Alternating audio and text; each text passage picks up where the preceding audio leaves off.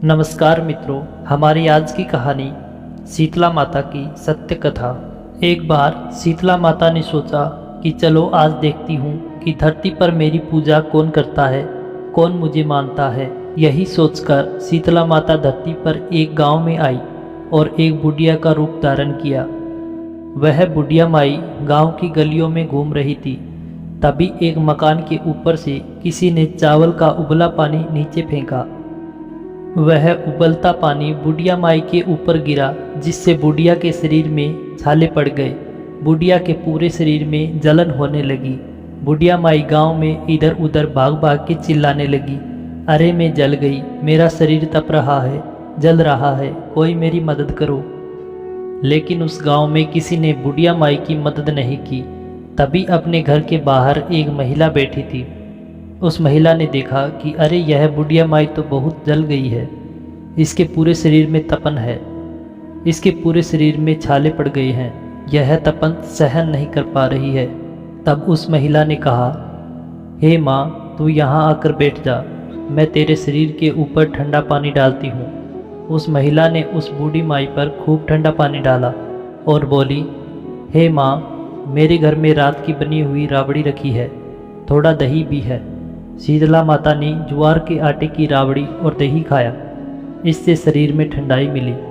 तब उस महिला ने कहा, आ माँ, बैठ जा, तेरे सिर के बाल बिखरे हैं, ला मैं तेरी चोटी गूंथ देती हूँ। और माई की चोटी गूंथने हेतु कंघी बालों में करती रही।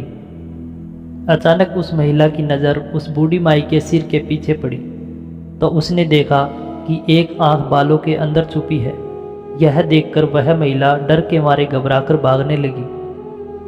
तभी उस बूढ़ी माई ने कहा, रुक जा बेटी, तू डर मत, मैं कोई भूत प्रेत नहीं हूँ, मैं शीतला देवी हूँ। मैं तो इस धरती पर देखने आई थी कि मुझे कौन मानता है, कौन मेरी पूजा करता है। इतना कहकर माता चार भुजा वाली हीरे जवाहरात के आभूषण पहने, सिर पर स्वर्ण मुकुट धारण किए अपने असली रूप में प्रकट हो गई।